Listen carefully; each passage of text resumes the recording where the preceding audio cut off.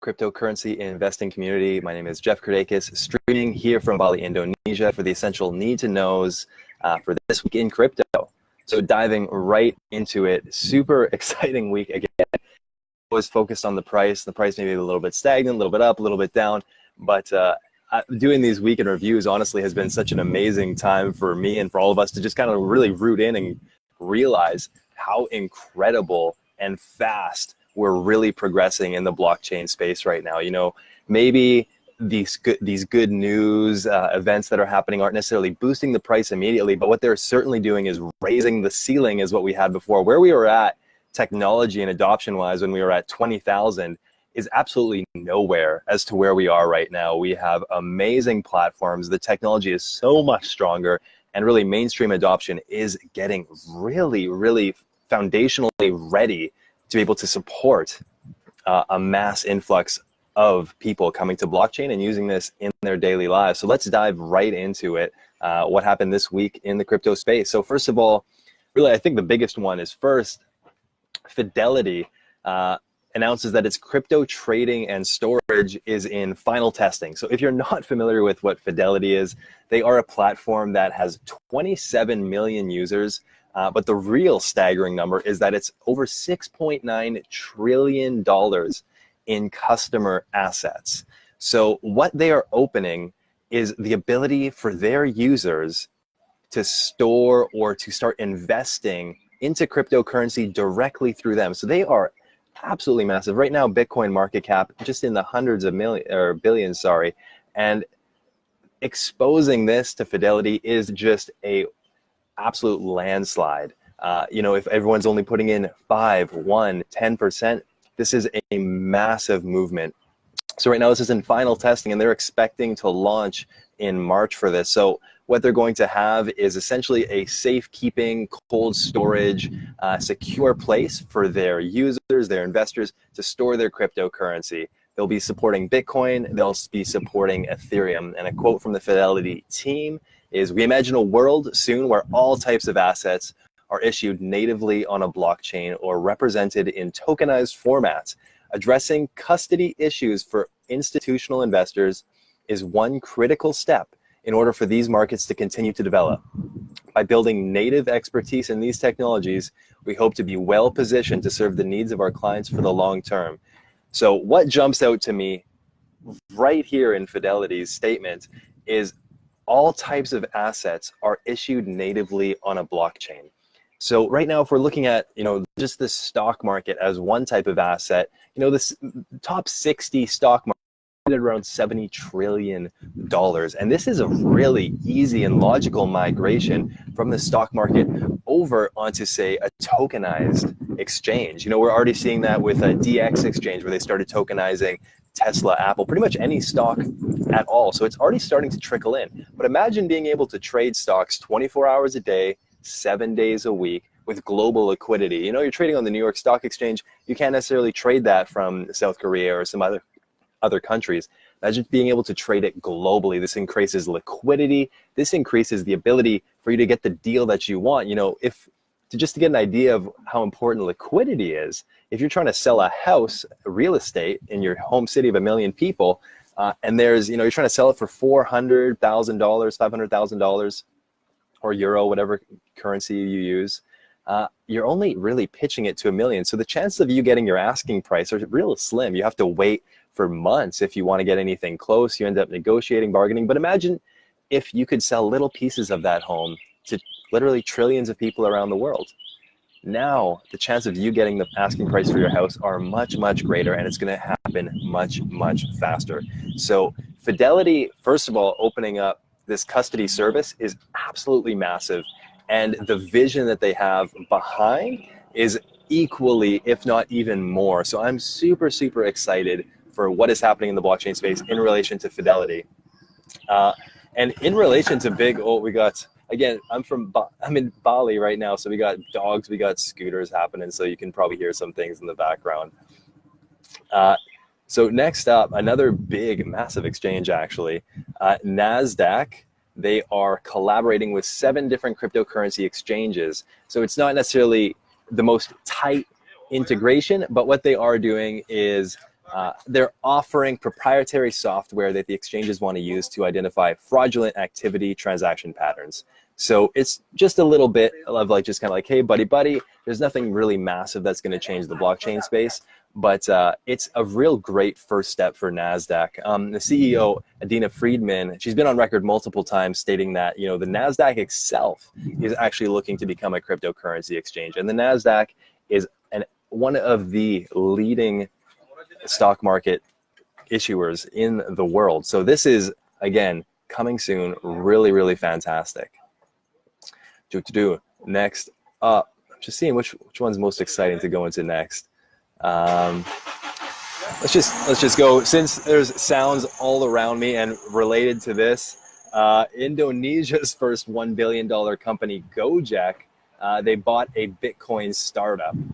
So Gojek, if you're not familiar with it, it's kind of the Indonesian, it's the Uber Eats, the Uber delivery. You can get your things, you know, if you're like, hey, I want anything from the store or anything bill, like any construction supplies, you just go into Gojek, they bring it, they have trucks. It's this really, really fantastic app. And so it's the first Indonesian billion-dollar company. And if you are in Indonesia, like I currently am, it's everywhere. People have Gojek helmets, Gojek trucks. It's pretty much impossible to get, pretty much, I'd say more prolific than Uber is in the United States. And so they acquired Coins.ph, who is a leading cryptocurrency and mobile payments platform. And they have around 5 million users. So that is irrelevant how many users the payments platform has, but what is now going to be able to occur is that you'll be able to pay on Gojek coming very soon using cryptocurrency. You know, over half of the payments on Gojek are already cashless. So now we're starting to integrate cryptocurrency into these cashless payments. So this is something super exciting, and that's going to be bringing a lot of attention to cryptocurrency. In terms of adoption as well, I love that. I don't know how many times I've been saying exciting, because I'm super excited about all of this. But the Lightning Network has over 600 Bitcoins of volume now. That's a 15% rise over last month. So 600 Bitcoin, still not that huge on a network capacity. It's around $2 million. But in terms of being able to do micropayments and making Bitcoin a day-to-day transactional currency, Arto says, nice fake tape behind you. This isn't fake tape. Let's just give the view. That's my view right now. That's just a window. There you go. So it's up 15% from last month, and we're going to be able to make Bitcoin more of a transactional currency now. So this is really fantastic. It's only getting better. You know, we see price volatility, but it just really does not matter. The technology is continuing to ramp on and forwards. Crypto can now be credited to the Uber app in the same note of Gojek. So they partnered with Fold, which is a company which allows you to make cryptocurrency integrate into your real world by crediting their wallet, and then it converts it to fiat. So when you're on Uber, it's integrated with Fold. Uber is only accepting fiat payments, but they've partnered with Fold, who is that middleman layer. So again, Uber, massive. I'm sure all of us are familiar with Uber, but just like all of these other things I've talked about, the real juice here is that the scalability potential of this, whether it's merchants or other service providers, now we're starting to roll out with these options and case studies for us to really be able to inject fiat, pay with crypto, and start moving outside of the system. I feel like once people move their fiat into crypto, there's really no need to go crypto back to fiat unless you get a little thin in fiat.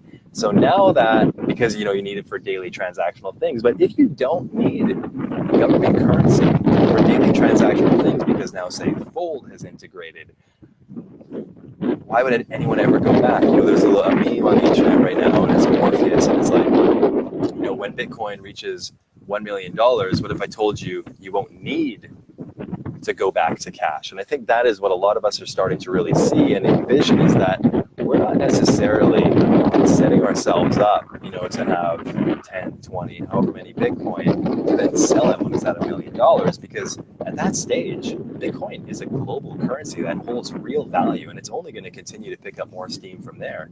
Or if it's not picking up more steam, we have that $10, $20 million of value baked in, And it makes more sense for us to use it over the US dollar or the euro or whatever dollar you're talking about.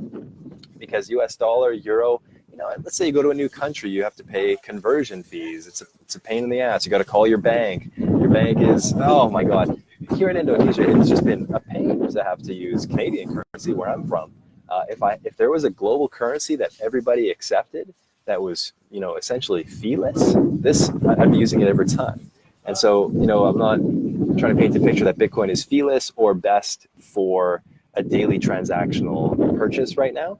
But as we're looking at the Bitcoin network, it's getting better and better and better over time. So it's just a matter of time. And I feel like this bear market is a perfect time for us to all accumulate. We've always, when the price is high, we're always wishing that the price was low so we could buy in more. Now that the price is low, everybody's afraid and thinks that Bitcoin's dead. Well, isn't that ironic? The price is really irrelevant, in my opinion, to the adoption of the technology. All it indicates is speculation and greed and market emotions. People who were getting on with Bitcoin when it was at 20,000 or 17,000, they didn't even understand the technology. All they knew was this thing was going up. People were making a lot of money on it, and they're on for the ride. It's us who are here over that's right. I believe it was yesterday, the longest bear market in Bitcoin history, and we're still here. We're still talking. So we are the true OGs now. The 2014 bear market has nothing on us.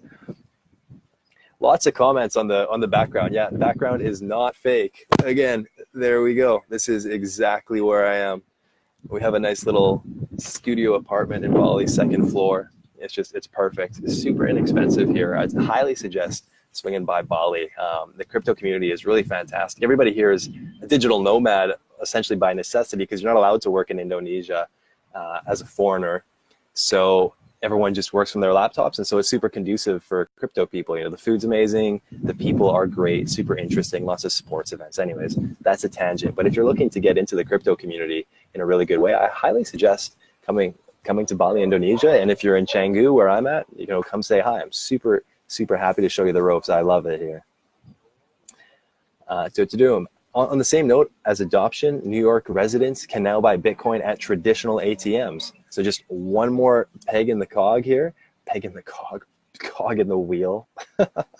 Liberty X was granted a license to allow New York residents that are approved to purchase Bitcoin via their debit card. So account holders need to use the Liberty X app, and they can now buy up to $3,000 of Bitcoin per day. So this works at around, I believe, was it 20 to 30,000 ATMs in New York City. So again, this isn't massive, but it's all these one little steps, and to extrapolate that move and to see what is the potential. So, okay, one company has allowed residents of New York City to buy Bitcoin from an ATM. So what's going to happen in 1, 2, 3 years from now? Well, eventually, all ATMs and all debit cards will be able to use and withdraw and pay with Bitcoin. So this system is starting to become integrated. Cryptocurrency is no longer this fringe idea where it's a bunch of people on the dark web and Silk Road buying and trading. And by the way, if you have not signed the Silk Road Free Ross petition, I highly encourage you to do that. He's just a guy who was attempting to create a free trade marketplace. That's it. He created the foundation. And so freeross.org, I believe, definitely check that out.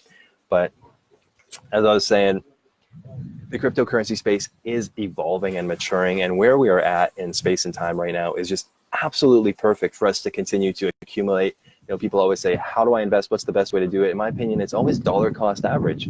You're just allocating a certain amount per week or per month that you're comfortable with. That's, just like part of a savings account almost, whether it's $100 a week, $50 a week, doesn't matter. And you're just saving that, boom. You're not even thinking about it. Investing, I feel like it should always be the play money. There was too many people when Bitcoin dropped from 20 to 3, or even when it dropped down to 10, that had lost their life savings and their life was in shambles. And that's, Bitcoin it is still a gamble. It's a speculative gamble. Personally, obviously, I'm very foundationally rooted in the potential of this. But the way that I think about it, as I explain it to other people who are like, should I invest in Bitcoin? As I say, think of it as a gamble going to the casino and here's the way that I like to think about it. Let's say you put down $1,000 on this pseudo roulette game, and it's only black or red, or it's a coin toss, whichever way you want to imagine it. And let's say you flip the coin and it's heads or it's red, well, you lose your $1,000. Well, if it's black and Bitcoin becomes a global currency, well, you're not just making $1,000. Even if we just go back to where we were, you're already almost making 10x. So you're making $10,000, $20,000, $30,000, $40,000 more. John McAfee is infamous for talking about, as the value of cryptocurrencies goes higher, there'll essentially be a tipping point where the value of government currencies drastically drops. So to say that one Bitcoin would be worth $1 million isn't really that far-fetched if it does start to become a global currency. So this is something that really needs to be thought about. There is a massive exponential curve once the adoption starts to happen.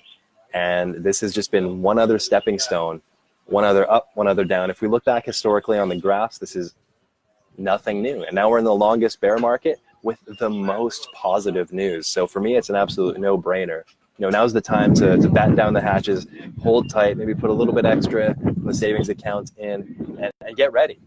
The best way to invest, in my opinion, is always to put it into, the blue chip stocks. Everyone's thinking, the penny stocks, the ones that are going to go for the big pump, the big dump, and I'll just sell it at the top. Why would you, for example, why would I invest in a potential app of Ethereum when I can just invest in Ethereum in itself? If the app is going to succeed, Ethereum will succeed. So if you invest in these big blue chips, we're going to be in it good for the long haul. So I hope that all makes sense. And that's it for me for now. It's been a fantastic week in crypto. Again, I think this is the 4th week in a row now. Hope you guys were able to sit through all the noise, the horns, the Indonesian banter below me, and have a great rest of your week. See ya.